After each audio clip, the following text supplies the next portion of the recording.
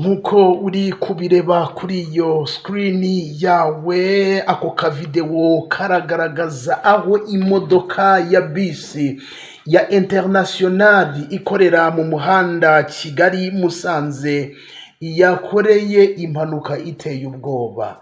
Itegereze neza, imodoka ya bisi international iraje iramanuka iracunshumuka bura hepfo mu kabande niho iyi modoka yaguye. Ni impanuka abantu benshi bari kurira cyane ahantu ibi bintu byabereye, ngira ngo uragenda ubona amafoto agiye atandukanye. Ni impanuka iteye ubwoba, ni impanuka ibereye hariya mu karere ka Rulindo, ku kirenge abahabona barahareba. Naho ngaho iyi mpanuka ya bisi ya international yarenze umuhanda maze igenda yibirindura. Ngira ngo ayo mashusho natangiye nkwereka, urabona ko n'ibiti byari mu nzira. Iyi bisi bitewe n'ukuntu yagiye yibirandura, yagiye ibiryamira bishingukayo. Ngira ngo nyine izi bisi muzi ukuntu mu by'ukuri ziba zifite uburemere, ukuntu aba ari nini. Nk'abantu mwe birababaje cyane, birababaje, biteye agahinda. Abantu benshi bari kurira cyane ahantu iyi mpanuka yabereye, n'amarira n'agahinda cyane. Kugeza kuri ubu ngubu ntiharamenyekana abantu baguye muri iyi mpanuka. Gusa nk'uko uri kureba muri ayo mashusho, urabona ko uburyo mu by'ukuri iyi bisi yangiritse, urabona ko icyo hejuru cyahavuye. Ni ukuvuga ngo niba cyahavuye, ubwo abantu nyine birumvikana, nyine uriho urabyumva. Nabonye amashusho mu kanya agaragaza abantu bapfuye, byari biteye ubwoba. Nuko polisi itaratangaza imibare y'abantu baguye muri iyi mpanuka, ariko iyi mpanuka iteye ubwoba ubwabyo. Mu by'ukuri uri kureba uburyo iyi modoka ya international, bisi ya international yangiritse, biteye ubwoba ku rwego rwo hejuru. Ibintu bibereye hariya mu by'ukuri mu karere ka Rulindo ku kirenge biteye ubwoba. Ariko kandi abantu benshi bari kureba iby'iyi mpanuka, impanuka ikiba, byari biteye ubwoba. Ngo iyi bisi yirukankaga ku rwego rwo hejuru. Yari ifite ikintu bita umuvuduko ku rwego bw'ubukangurambaga bwagerayo amahoro bwa polisi y'u Rwanda. Wagira ngo mu by'ukuri ntabwo nyine umushoferi wari utwaye iyi bisi, wagira ngo ibwo bukangurambaga wagira ngo nta nubwo ngo yigeze abumenya, cyangwa se babimubwire gerayo amahoro. Nyine ngo yirukankaga cyane, yari afite umuvuduko wo ku rwego rwo hejuru, anaribyo byatumye mu by'ukuri akigera ku kirenge iyi bisi. Bitewe n'umuvuduko yari afite, uyu mushoferi wari utwaye aba bagenzi yaje kuza kuba yata umuhanda, birangira yibiranduye. Gusa biteye ubwoba.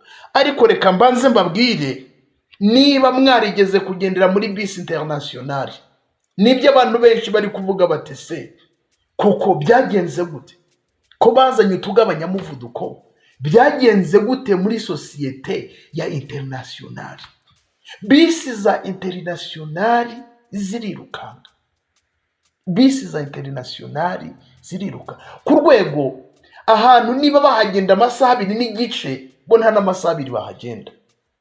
Zirirukanka. Nibyo abantu bari gukomeza kugarukaho bavuga bati mu by'ukuri abantu benshi bari gutanga ubuhamya bugiye butandukanye.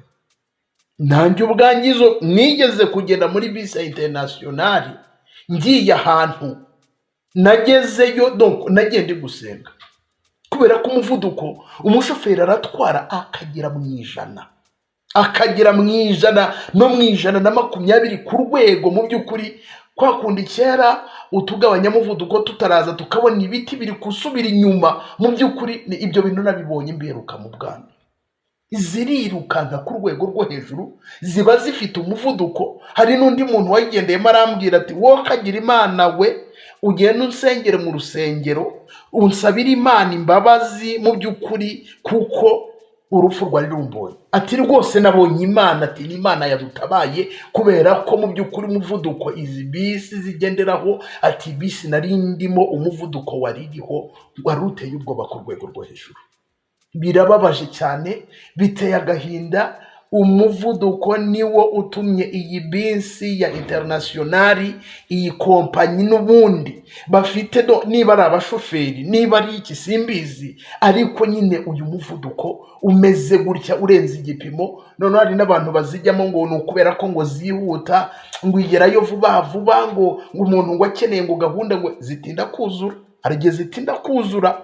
Ariko nyine iyo igiye umuntu wahagurutse nk'isaha aramufata, umuntu wamusize nk'isaha cyangwa iminota nka 40 aramukurura akamufata.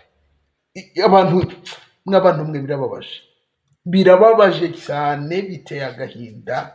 Nyine iyi mpanuka abantu benshi bari gukomeza kugaruka kuri aya makuru. Hari uwagize ati bisi yaguye mu manga epfo kurati yumpaye amakuru ati impanuka ibereye mu karere ka Rulindo abita ku Kirenge, bisi international irenze umuhanda kubera umuvuduko igwa hepfo mu manga. Abantu bashize ati izi bisi kubera gukupa speed governor ati ziba zirukanka cyane. Kandi koko iki nyine niba ari umuvuduko ugasanga umuntu aragendera mu 120, birumvikana ko mu byukuri aba yakubye akagabanya umuvuduko. Mw'abantu mwe birababaje cyane, biteye agahinda.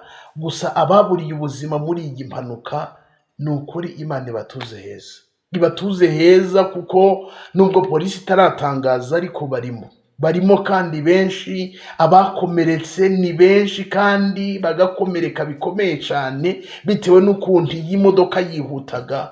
Mw'abantu mwe birababaje cyane. Ibitekerezo abantu benshi bari gukomeza gutanga. Hari uwagize ati bisi yanyuzeho atirukankaga cyane, ati nabitekereje atariko sinabihereza agaciro, atariko nagize ubwoba cyane, ati ndanavuga ngo bisi international sinayigenderamo. Hari undi wagize ati nukuri Imana ibatuze heza tabaguye muri iyi mpanuka ibereye hariya muri Rulindo, gusa birababaje cyane. Hari undi wagize ati nukuri biteye agahinda, Imana yakire mu bayo abaguye muri iyi mpanuka y'iyi modoka. Hari undi wagize ati nukuri bisi za international zirihuta cyane, ati batobarire polisi y'u Rwanda igire uko ibigenza. Ati impanuka nukuri nk'izi ngizi za bisi zitwara ubuzima bw'abantu ati zihagarare. Ngira ngo nunareba ahantu iyi modoka yaguye doko nyine n'ahantu yavuye ahantu ni harehare cyane ku rwego donc ni nkaho yamanutse imanga. Ubanza ari nko muri metero nka magana ngahe, ni nko muri metero urebye ni nka metero nka 400, ni nko muri metero 400 bisi yibirandura. Ngira ngo uragenda ubona mu mashusho agiye atandukanye uburyo mu by'ukuri iyi mpanuka ahantu iyi modoka yaguye. Mw'abantu mwe hateye ubwoba ku rwego rwo hejuru. Nukuri Imana ibakire kandi abakomeretse Imana ibabe hafi. Imiryango y'ababuriye ababo muri iyi mpanuka Imana ibahumurize. Reka nsoreze aha ngaha. Ndabakunda, nitwa Shadu. Niba utarakanze subscribe mubikore, tujye dukomeza tubana mu nkuru n'ibiganiro tugenda tubagezaho 5 kuri 5.